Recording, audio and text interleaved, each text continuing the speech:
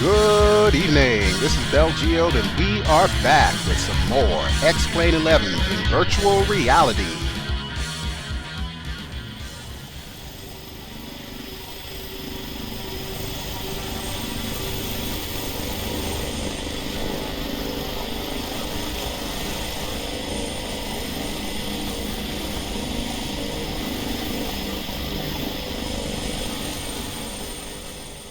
Howdy folks, and we are back here in X-Plane 11, and tonight we're going to the top of the world. Yay! We are going to Mount Everest, and as you can see out there, we are in the famous, or in some cases, infamous, Lukla. Our chariot for this evening is going to be the wonderful X-Rotors AW139, and tonight I'm going to be rocking a custom livery made by Joshua Cowan. The links for everything will be below. The livery itself is freeware. The bird, of course, is payware. So yes, as I stated, we are here in Lukla, and as you can see, we're right about 9,700 feet above sea level. That's insane. How people can even live here is beyond me. But we are in the Everest Park 3D, which is one of the newer mountain scenery packs by Dianese, and I believe Fabio Bellini. I'm going to show you on the map all the various little helipads that he has included with this particular scenery, which sits right on the border of Nepal and China. So this is the Himalayas here, and as you can see, we've got a bunch of different heliports and so on. We are down here at Victor November Lima Kilo, that is Lukla, and the valley extends north until you get to where Mount Everest is, which is over by the topmost area. We're going to be paying a visit to Hotel Yankee Echo Tango and Victor November Sierra Bravo. Both of those areas are mandatory if you ever plan on doing any trekking towards Everest. And then there's this little area here, Hotel Echo Tango Bravo, which is a monastery. It's significant because it marks the end of the lowlands area, relatively speaking. Everything up here is all the middle of the Himalayas, and you can expect that it's probably going to be roughly about 15,000 feet and up. But these two here are the ones that we're going to be most concerned with, because that's going to be where Mount Everest Base Camp is. We're going to pay that a visit, and then we'll head back down and eventually come back to Lukla, where we will call this episode done. Okay, so now you have an idea of what the game plan is going to be. It is an unusually beautiful day. From what I've read about this area, it does rain quite a lot. It actually doesn't rain that much up in Mount Everest, but it does rain a lot in Lukla.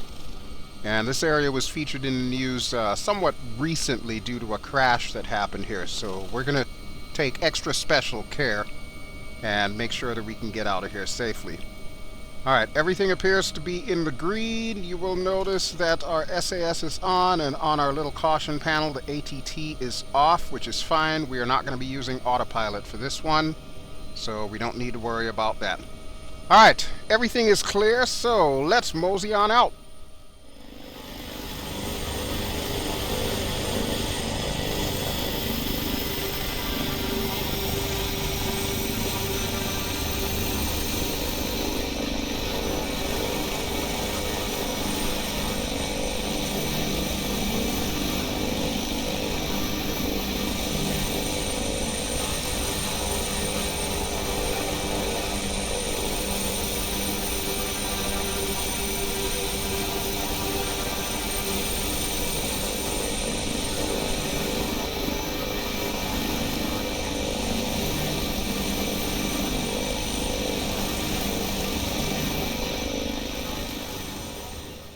Okay, so we've got a successful takeoff, and I have to admit I was a little bit concerned that this bird might not be able to handle this trip, so I've actually taken the precaution of loading myself up with less fuel and, of course, less payload, so it's only me in this helicopter here. And, of course, we've got the beautiful vocal stylings of Bitchin' Betty. We'll be hearing her from time to time. Let's get our gear up. Okay. You really get an idea of just how much at an angle this runway is. It's pretty impressive. There's only one way in and one way out when it comes to Lukla. And if you mess it up the first time, you will not get a chance to go around and do it a second time. So you've got to nail it. And take a look down there. You see how far of a drop that actually is. Let me tell you folks, that is downright scary in VR.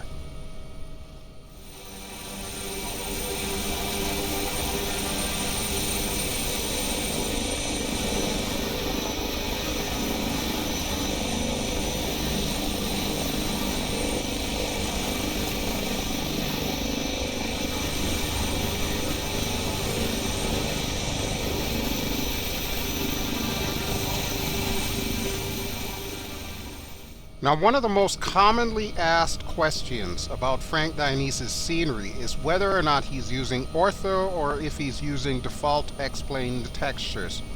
The answer is neither. And that's a very important takeaway with this and any of his other scenery work. He actually handcrafts the textures that you're looking at right there. The vegetation placement and everything, all of that is hand done. And then of course, as you're going to see throughout this little journey, the little villages where people live, and it's a surprising number of little villages where people live, everything here is hand placed. All the textures on the mountains themselves, they're made to look like ortho. He specifically chose those textures to try and mirror what the actual pictures of the Mount Everest region looks like. He felt that this was going to be a lot easier to work with instead of having to deal with ortho photos, where sometimes you can run into some legal issues using the actual photographs for the orthos as part of scenery, especially if you're planning on selling your scenery package. Personally, I think he's done an amazing job. You can tell that it looks different from the default X-Plane textures, and it has just enough realism to kind of make you question, well, is it ortho or isn't it? But as I've already stated, it definitely is not.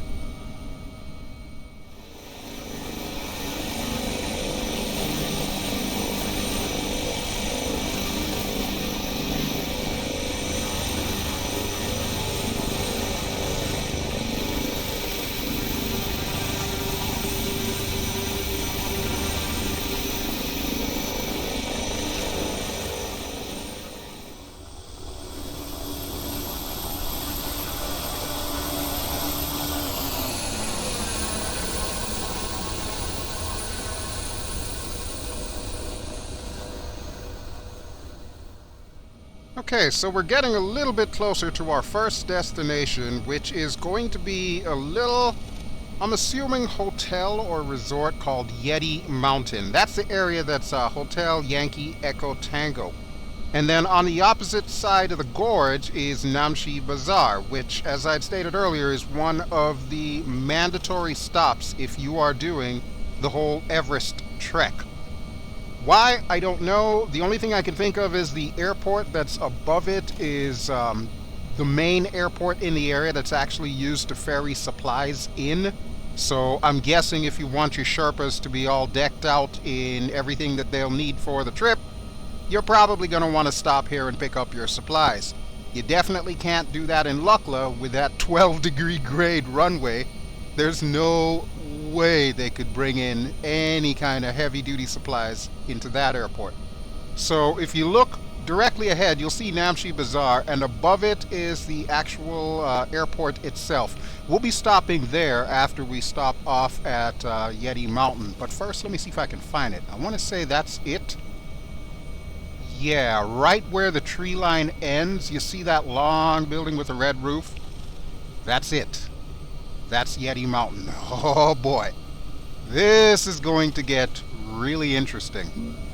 So we'll drop our gear in preparation to land, and I'm going to make sure I don't over-torque this thing as I try to swing us around and bring us in at the infamous Yeti Mountain.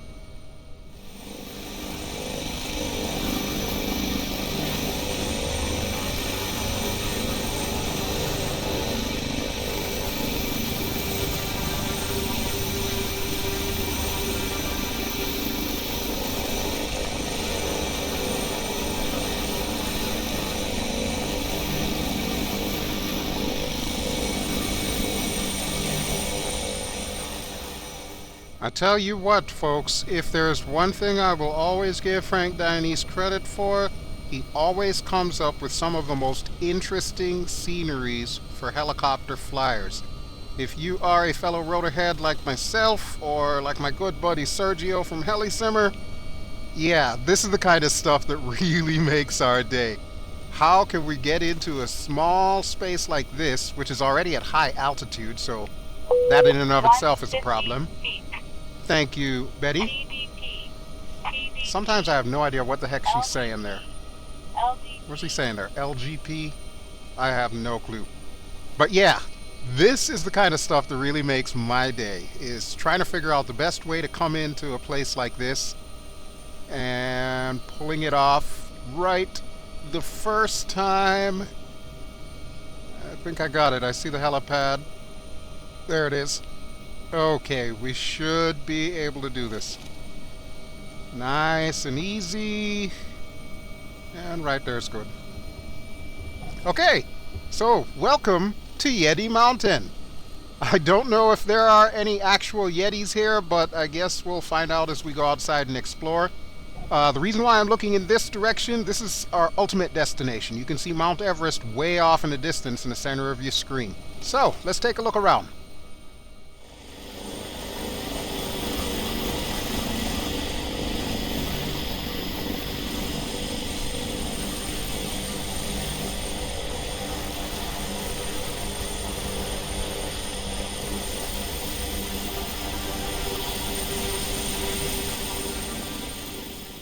Not a bad little area. Now, see, a place like this is someplace I would not mind visiting, providing, of course, I can breathe there.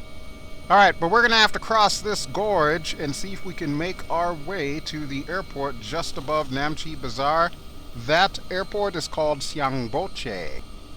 At least, that's what I'm going to call it. We'll see if that's the actual pronunciation. I'm sure someone will correct me in the comments. Probably have some Nepalese viewers, I guess.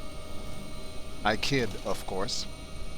Alright, let me see if I can swing us around. This helicopter has become a gentle ballet with the latest updates here. You don't want to pull the collective too high up, otherwise you will over-torque this sucker and that'll end your day real quickly. Gear up. But yeah, as long as you remember to give her that ginger hand, yeah, this thing will take you everywhere. And it will do so in style, which is, of course, the most important part. You may notice I've got my stylish purple livery, which was a special request by Mr. Cowan. Or for Mr. Cowan, I should say. I made the request on Facebook. I thought he did a really cool job, and it's cool to see that other people are starting to take an interest in the AW139. I know there was a tiny bit of drama when the version 4 first came out, but I'm glad to see that that has subsided and been cleared up, because this really is a good helicopter. If you're looking for a nice, stable workhorse of a platform, this is it. This is definitely it, and it is so gorgeous inside and out. Alright, but there is the town, or does that classify as a city in Nepal, of Namche Bazaar. Can't really see the helipad there, but we'll take a look at it on our way out after we land at Syangboche. The real question, I don't know if these people believe in wind socks. It's going to be interesting to see which way the wind is blowing up and down this mountainside here. One thing that is definitely apparent as I drop the gear, you will see there's all kind of little houses dotting the countryside. I think that's just insane how anybody could live up here, let alone breathe up here. It's just incredible. And yet these people live their entire lives here. I've only been mountain climbing maybe a couple of times in my life, and by mountain climbing I mean like visiting the Blue Ridge Mountains in North Carolina and maybe doing a little bit of rock climbing here and there. But even getting on top of Blue Ridge Mountain was a chore for me. I can't imagine being in the Himalayas.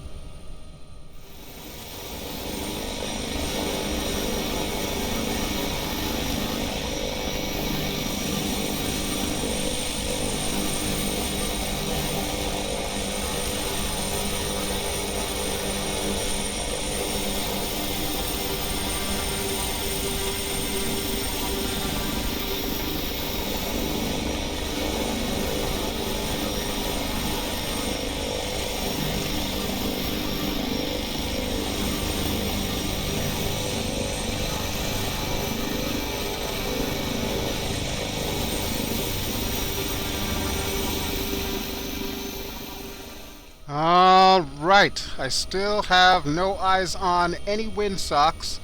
150 Thank you again, Betty. But we're going to see if we can just come uphill here. And I did see what appeared to be an AS350. Yeah, that does look like an AS350. Maybe we can park pretty close to that. There we go. As you can see, this is a much wider runway than the one back at Lukla. I believe Lukla's runway is like 500 meters long. This is actually only 400 meters long, but it is wider and it is also going slightly uphill. Yeah, there is an AS350 there. That is so cool. Alright, let's rotate around here. And then we'll park for a little bit and we'll take a quick look outside. And what the hell is that? Can't tell if those are oxygen tanks or fuel tanks. Huh. Well, I didn't put that much gas in this thing, but hopefully we'll have enough to get to Everest and back. Otherwise, that could be a problem down the road.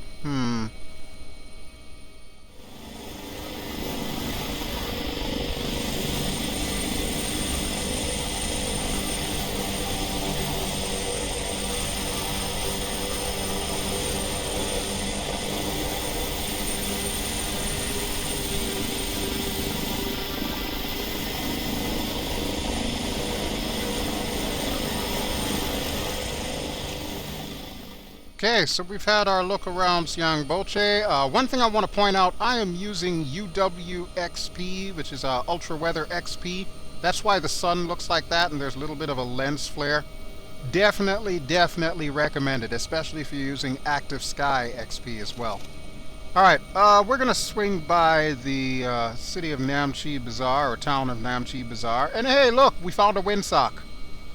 And they have no idea which way the wind is blowing. It's just going all over the place. Alright, I have an idea though. I think we're going to take off downhill as we would if we were back at Lukla. So even though they advise against this in just about any aircraft, we're going to buck the tradition and take off with the wind. That way I get a little bit of a rolling start here going down this hill. As you can imagine, there should be a very dramatic drop at the end of this runway here. And I'll swing around and check out Namche Bazaar. I'm not planning on landing there. I actually want to head to the next area, which I think you're really going to like. Gear coming up. Alright, there's the tree line. And there it is. Okay, so right down there, directly ahead, is the helipad. If we wanted to, we could land there. And that's like the main helipad for this little town of Namche Bazaar. However, we are not stopping there today, so here's your closest look of Little Mountainside City. Looking at stuff like this actually reminds me a lot of Far Cry 4. When I was really big on Twitch, and by that I mean when I would broadcast just about every day, that was one of the games that I played in its entirety, was Far Cry 4, which was set in, I guess, a fictional version of Tibet, but it was such a cool game. I thoroughly enjoyed myself.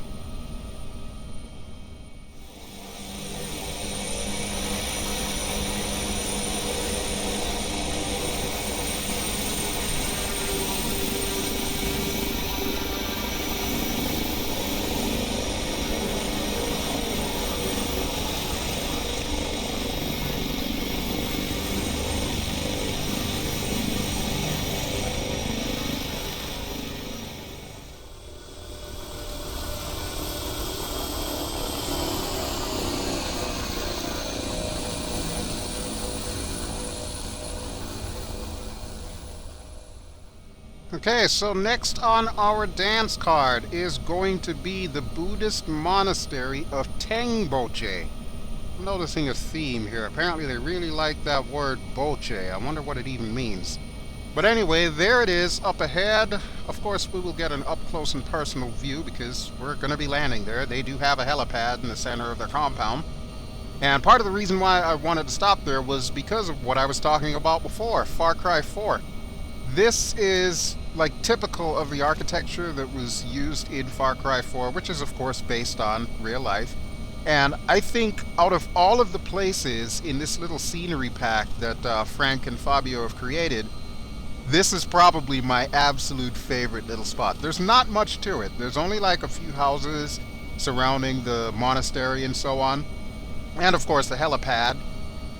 But there's just something about the charm of it that really, really gets me. And I love stuff like this.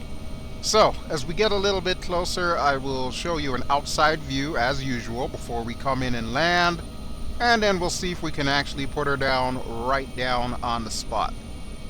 Now, it is also interesting to note that this is one of the higher areas in the actual scenery mesh. And remember, this is all custom scenery mesh. This particular area marks what I consider the end of the lowlands area, and I'm using that term very, very loosely because we're talking about someplace that's probably about 12,000 feet above sea level. So really, there's not much lowlands to be had around here. But comparatively speaking, the rest of the areas that we're actually going to visit are considerably higher in elevation than where we're about to land.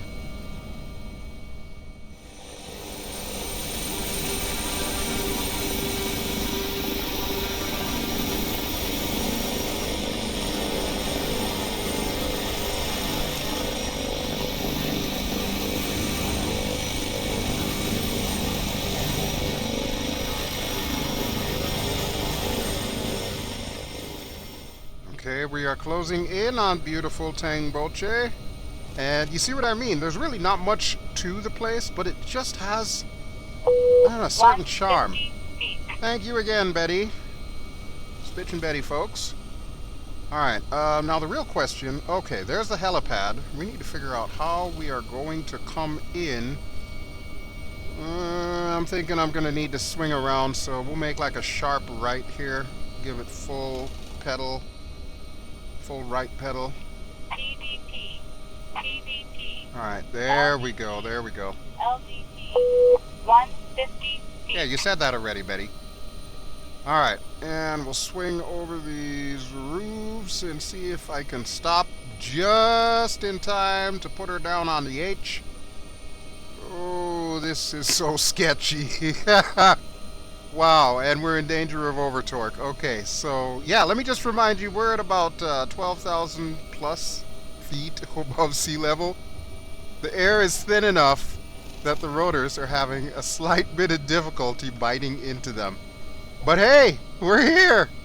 We're here! Welcome to Syangboche!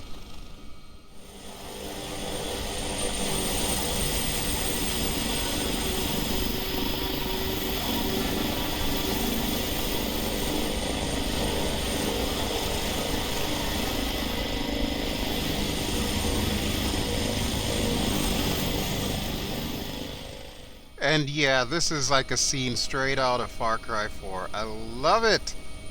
Absolutely love it. As you know, folks, I've told you countless times I'm a sucker for architecture, and this place does not disappoint. Okay, so let's check our map. As I said, we're done with the quote-unquote lowlands area, and now we're going up into the thick of it. So, our first stop, we're going to stop over at the base camp. Actually, you know what? That's going to be our only stop, because I don't want to test my luck too much. You can already see this helicopter's having a difficult enough time. Alright, let's see if we can lift off and get enough air to go vertical. Come on, baby. I know you can do it. We're kind of pushing forward here. Need to arrest that.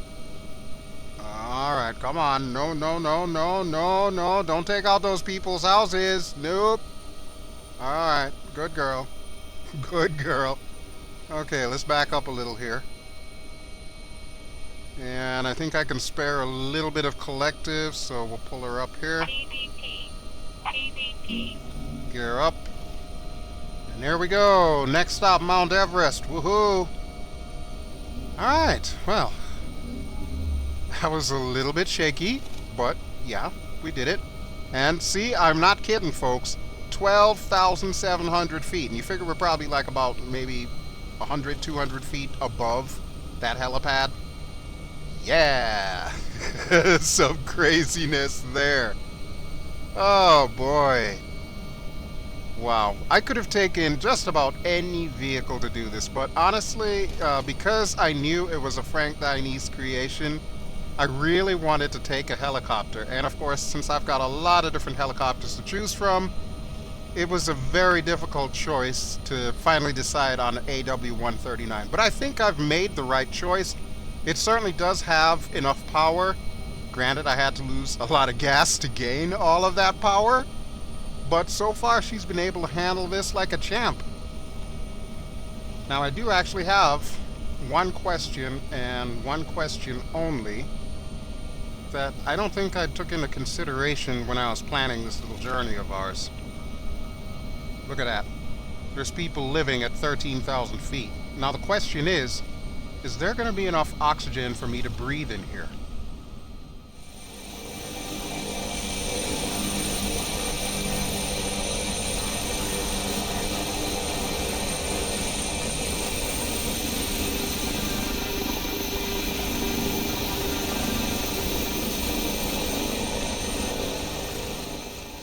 Yeah, we're definitely getting up there in elevation now.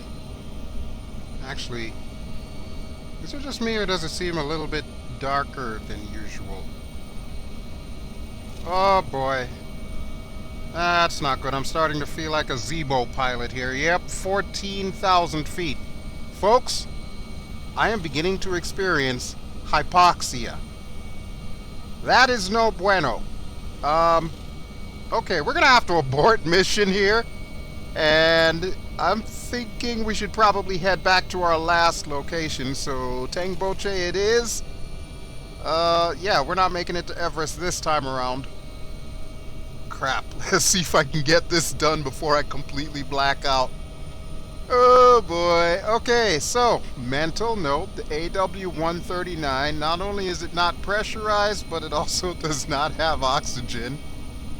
Wow. You know, I spend a lot of my Facebook time making fun of those guys that are learning to fly the Zebo and forget to put on their packs and wonder why the screen goes black after 14,000 feet. Yeah, I'm not going to become a statistic today. You guys can keep that high altitude living. Nope, that is not for me, buddy. That is not for me. Okay, it seems like everything is starting to brighten up just a little bit, although it's really hard to tell because such a dark tint in this cockpit canopy, it kind of throws you off. And of course, when you go to the outside view, there's no hint of hypoxia at all. The only way you could even tell that you suffered from hypoxia is if your aircraft suddenly dropped out of the sky. Alright, well, let's hope these monks happen to have an oxygen tank that perhaps we can borrow.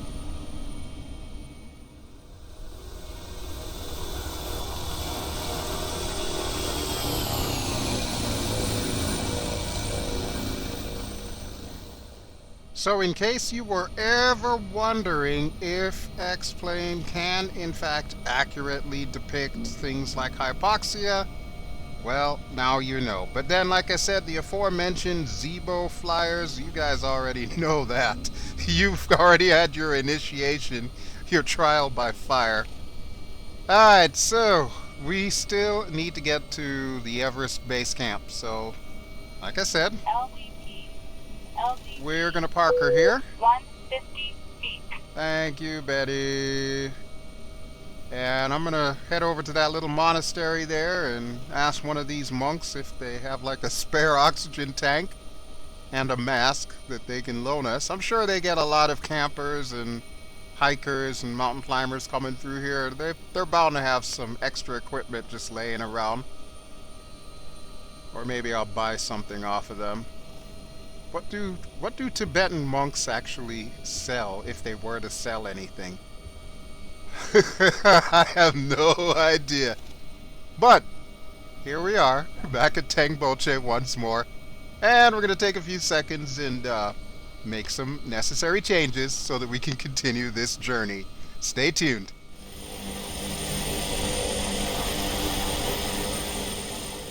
And we're back. So, we lucked out, baby. We lucked out. Not only did the Tibetan monks have an oxygen tank, but they did have an oxygen mask as well. So we are now fully equipped, and we are ready to go.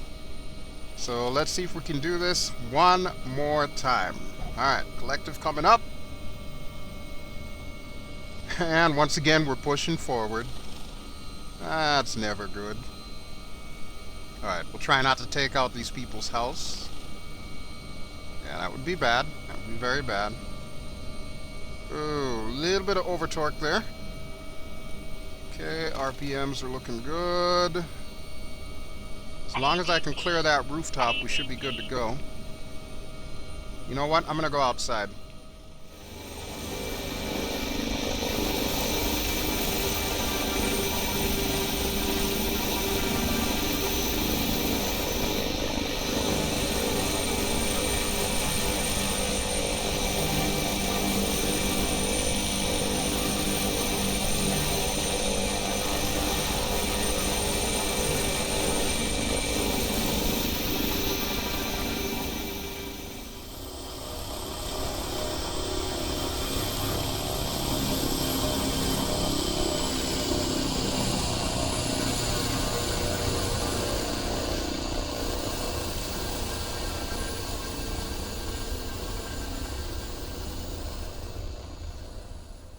I tell you one thing, folks, I am really glad that I decided to take an AW139 and not a Cessna 172 up here. First off, I don't even think the Cessna would have even made it to the first airport past Lukla. Yeah. Alright, so yes, this is our path. Somewhere around here should be a little winding gorge that should take us to the two helipads that we're looking for. We're going to pass by the first helipad, which I believe is called the Pyramid Helipad. I'm not quite sure what the backstory is on that. But we're heading directly for the Everest Base Camp helipad. And that's going to be our major stop. Now, once we get there and have a look around and maybe check out Mount Everest, we'll head straight back to Lukla. So no stops in between. And then that way this video should be over. Holy crap, is that actually the temperature? Minus 14. Whoa! Okay, so as if breathing here is not bad enough, we also have to contend with sub-zero temperatures. Great. Great. This is my kind of adventure here. I'm glad I'm doing this virtually. Thank goodness for the Oculus Rift and VR headsets in general, because there is no way in hell I would ever even think of trying to pull this off in real life. No. I'll be back at the Yeti Mountain Resort.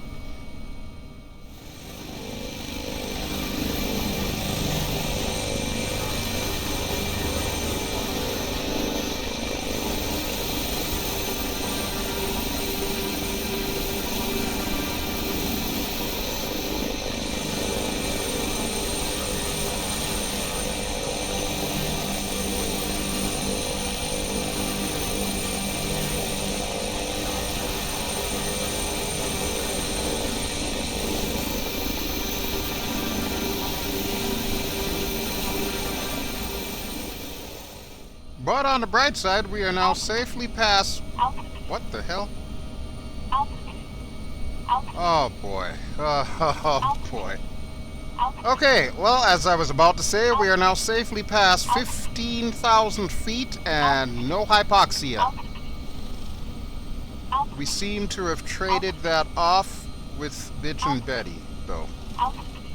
Yeah. My apologies in advance. This is probably going to last a little while, at least until we get back the other way. So sorry. I wonder if there's actually a way to shut her off. I don't think I've ever checked that. I know I've been through the manual, but I'll be honest, the manual's a little sparse. I wouldn't even know where to begin. Okay, so I guess we're stuck with Betty chiming in altitude, altitude every few seconds. Sorry, that's going to make this video really annoying, but not much I can do about it. We'll just chalk it up to the whole experience of flying to Mount Everest. Alright, but with that having been said, you will notice one crucial difference between this and the areas that we were just in. There are no trees. There is no vegetation at all.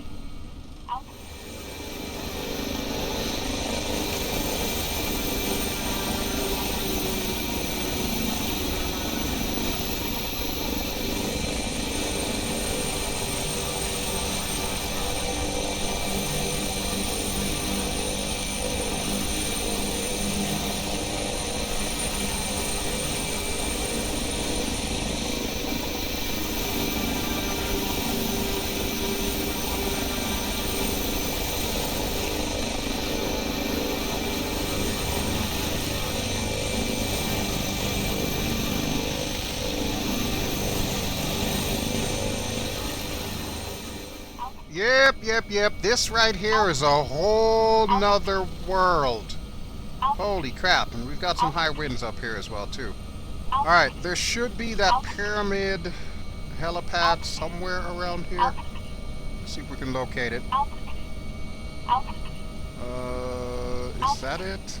I can't tell. I know we're getting close to it. And I'm pretty sure... Wait, is that it? That might be it. Okay. We're gonna just, like, overfly that area on our way to the base camp, which, of course, is a little bit further down the way.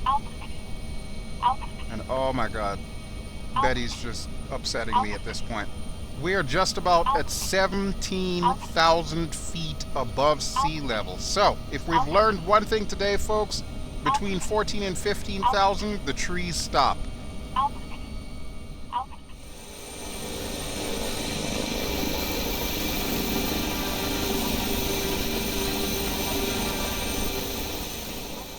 Okay, so that was the pyramid helipad, and looks like we need to swing a little bit left to get to the Everest base camp. You may notice at that little pyramid camp, there's not a whole hell of a lot of buildings. At this point, if you're living up here, like it would appear those people directly ahead of us are, you are just certifiably nuts. Why would anybody live up here? You know, when I was in college, I used to do a lot of poetry. Go figure, I was also a musician. Lyrics are basically poetry set to music. And I've got just the poem for this area right here. And here it goes. Where no trees grow, no man should go. Thank you. I just made that up.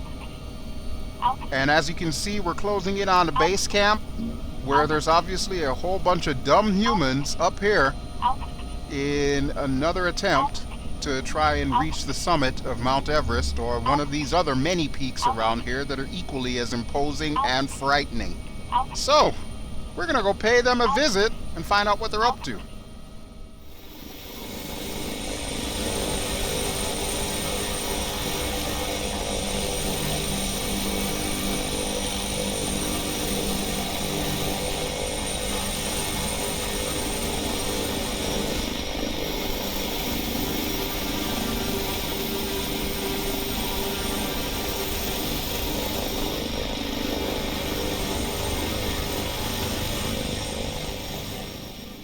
Now, of course, the real test here is going to be whether or not this helicopter can get down safely and then take off after the fact. You can see the helipad. It looks like it's a good distance away from this cluster of tents.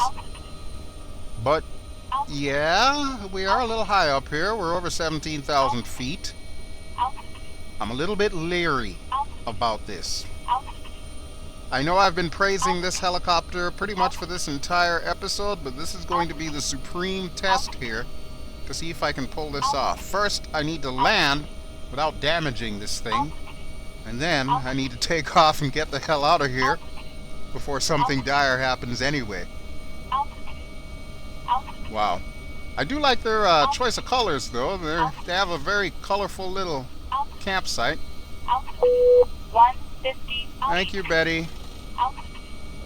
Could use some more purple tents, though. That would have been nice. I'm pretty sure in the history of climbing Mount Everest, there's probably never been a purple tent. I would love to be wrong on that one, so if someone can do some research for me and get back to me and let me know, that would be great.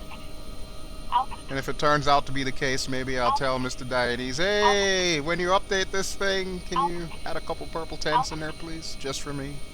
That would be awesome, thanks. Alright, but I think I have managed to bring us down. We're in ground effect now, so let's drop the collective. And there we are. This is as close as we are going to get to Mount Everest. Actually, you know what? Bear with me here, folks. I have an idea as to how we can get closer.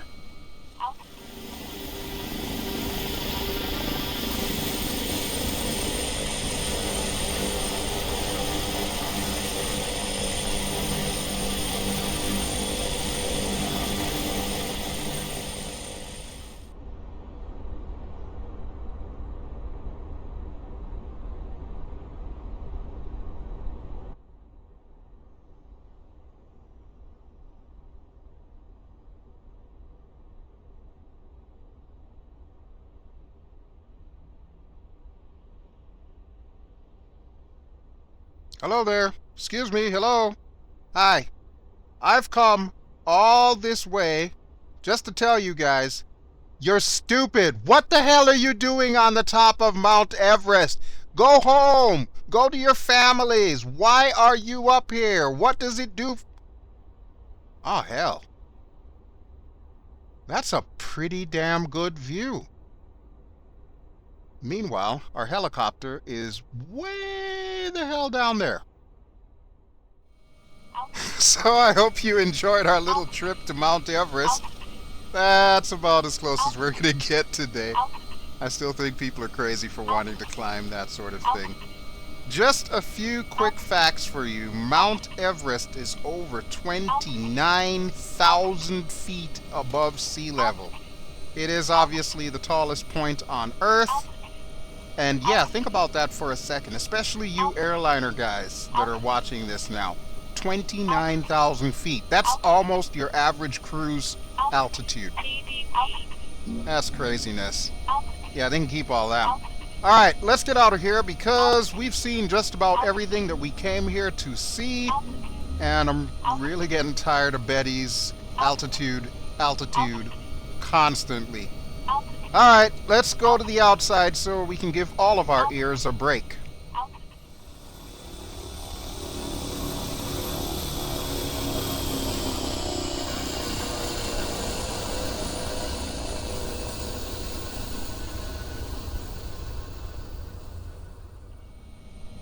Okay, so for the return trip, since we know that Betty won't shut up until we get below 15,000 feet, I'm gonna try and bring us down as close to that as I possibly can. Of course, terrain might be a factor. For example, just past this crazy, funky little village here is another ridge that we're gonna have to get over before we can start descending. And just remember, folks, all of what you have seen is hand-placed. That is just incredible, the amount of work that Frank and Fabio have put into this scenery. And it's not just this scenery. You remember my episode on the Matterhorn, now several episodes ago. That's the same kind of love. There's another scenery pack that I want to show you. This one is actually through Orbix, who Frank works with from time to time. And it's going to be pretty much in Utah. So maybe I'm going to make that our next episode. We'll actually go to Utah and head out to Arizona and places like that. And I can show you some of his work here in the United States. He also has another mountain range that he did in South America that I'm going to be showing off in a future episode as well. Pretty much anytime Frank Dianese releases a scenery, it's an instant buy. Absolutely, beyond question, it must be had. And not only that, but here's a heads up for you folks. He's going to be releasing another alpine scenery that will also include one of my favorite places in Switzerland.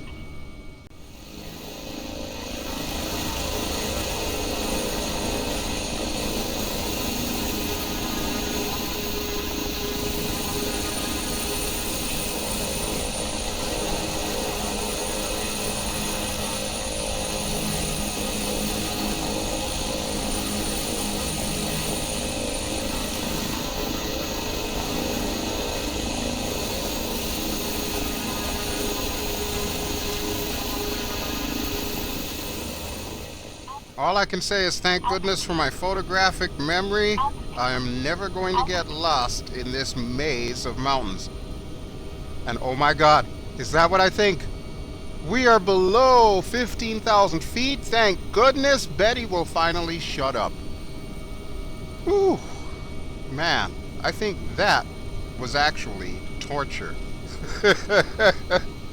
Okay, so I guess my next assignment is going to be going back to the manual and seeing if I can figure out how to turn Betty off should we ever get into a situation like this again where I know she's just going to be annoying as all get out.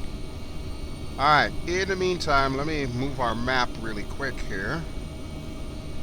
Okay, so I'd say we're about a third of the way back. And look at that. Got that trademark brown clay that's in the area. Incidentally, the runway for that, what was it, Syangboche airport is also like a brown clay. And I actually heard a funny story about Lukla when it was first created. Well, the airport itself, not the city.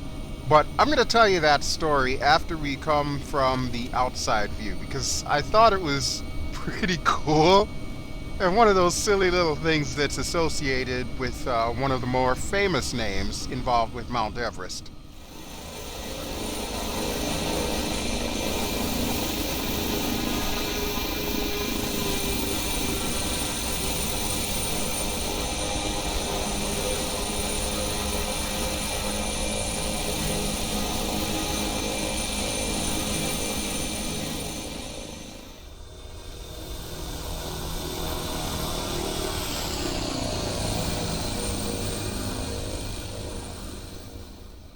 So the story goes, Sir Edmund Hillary, who of course was one of the folks that actually climbed Mount Everest, he helped to, I guess, fund and build the airport that we now call Lukla.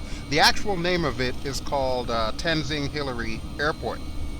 But there was a point in time where he was unhappy with the runway's soil consistency. So his solution was to buy local liquor for all the Sherpas that lived in the area and ask them to perform a foot-stomping dance that would flatten the runway so that aircraft could actually land safely, or relatively safely, as far as Lukla goes. I thought that was the wildest thing that I've ever heard about this area.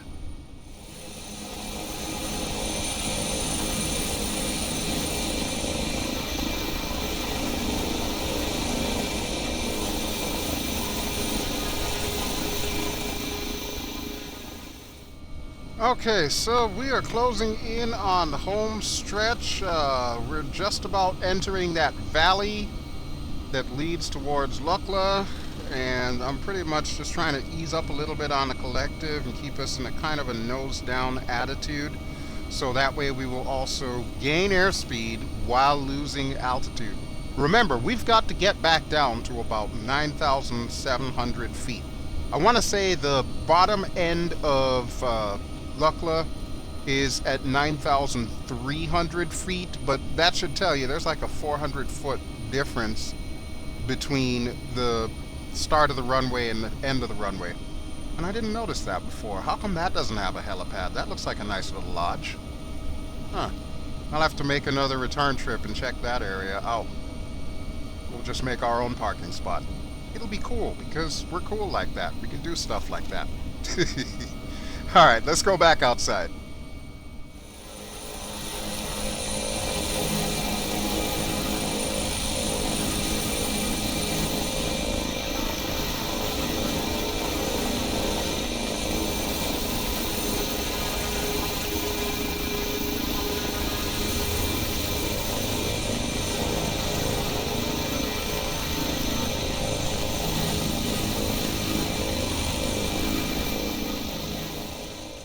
So as we're starting to wrap up our little journey here through Everest Park, a couple more little things that I want to mention about Tenzing Hillary Airport, otherwise known as Lukla. It is frequently referred to as the most dangerous airport in the world, and not without reason. As I mentioned in the beginning of this video, there was a recent crash that occurred there. I don't remember a lot of the details of it, but I know that it is pretty much par for the course in this place. The Civil Aviation Authority of Nepal sets really, really high standards. So to give you an idea of what you would have to go through before you can even think about coming into this airport, you have to have at least 100 short takeoff and landing missions completed and have over 1 year of STOL experience in Nepal and completed 10 missions into Lukla with a certified instructor pilot before you're allowed to land at this airport under your own steam. Now, it's also my understanding that they're planning on constructing a few more helipads, probably by next year, 2020. And they also plan on expanding the terminal and runway. Don't ask me how the hell they're going to pull this off, because just between you and I, there is not a whole hell of a lot of real estate in Lukla. As I am sure you have seen, you've got that imposing cliff behind you, and then you've got that big, huge drop-off in front. Don't ask me where they're going to put anything further to this airport.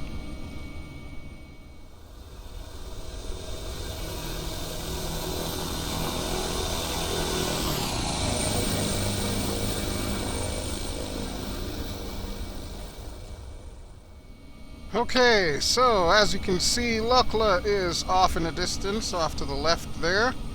And we're going to need to come in the way that just about every other aircraft would, and that is on runway 6, going uphill.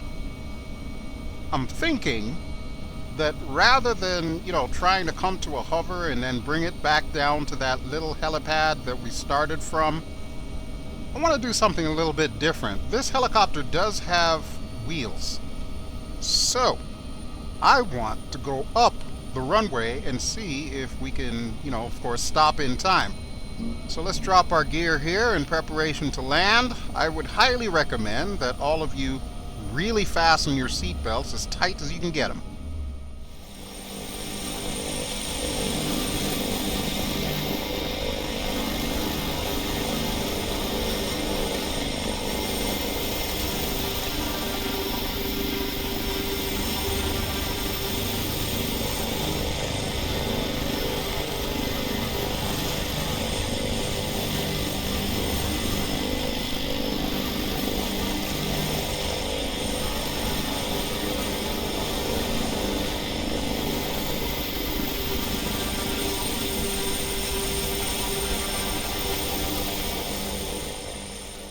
Alrighty folks, we're going for broke here. And let me take the brakes off. Vertical is off. Okay. We are not quite lined up, so we're going to need to swing out a bit to the right here. Boy, I don't know if anyone has ever tried this with a helicopter before. But hell, how difficult could it be? All we have to do is just pull back on the cyclic. 150 feet. Thanks, Betty. Alright, let's put her down at the touchdown mark, right about here. Oh, she's a little floaty. She is a little floaty. Okay, we're down. Now the real question, can we stop?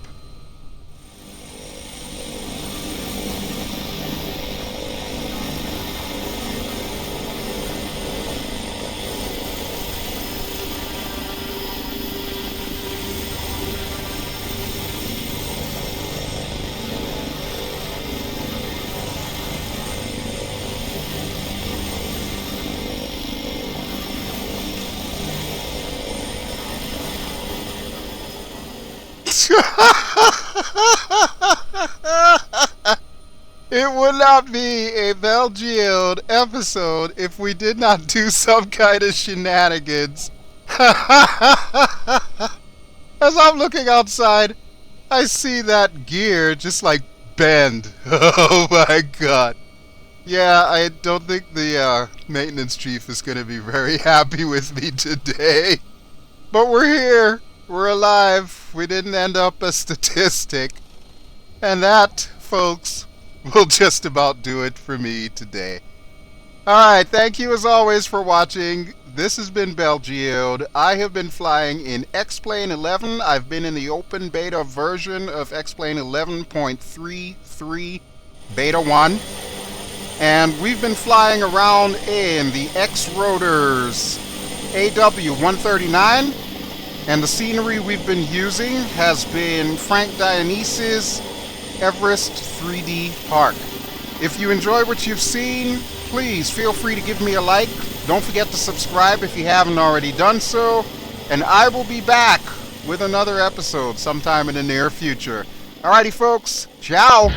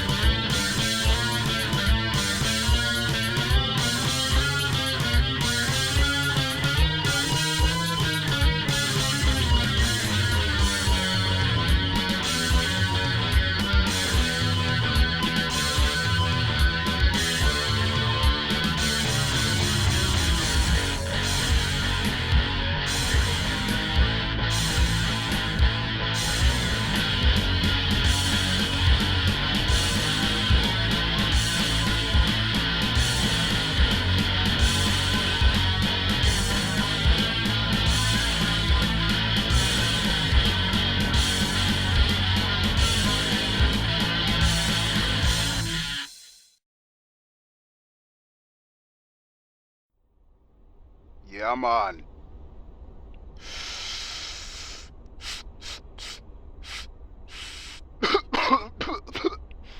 Dudley, take this.